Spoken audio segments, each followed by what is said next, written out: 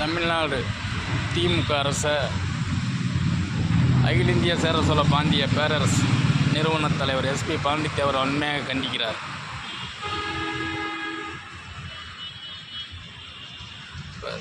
தமிழ்நாட்டில்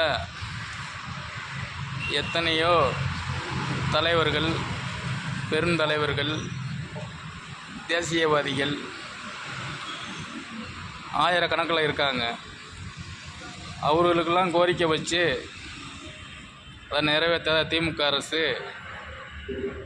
இந்த கேடுகட்ட கருணாநிதிக்கு மட்டும் கேளம்பாக்கத்தில் பஸ் நிலையம், மதுரையில் ஜல்லிக்கட்டு மைதானம், தஞ்சாவூரில் திருச்சியில் அவருக்கு பஸ் நிலையத்துக்கு பேர், நூலகம், மதுரையில் நூலகம், இதெல்லாம் இந்த கேடுகட்ட திமுக அரசு மக்கள் வரி பணத்தை எடுத்து வீணாக்கிறத இது அகில இந்திய சேர சோழ பாண்டிய பேரரசு வன்மையாக கண்டிக்கிறது. இது இந்த வர்ற 30/10/2025 மதுரை விமான நிலையத்துக்கு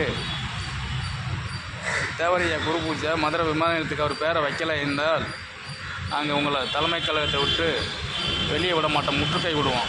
1,00,000 பேர் கூடி முற்றுகை விடுவோம்.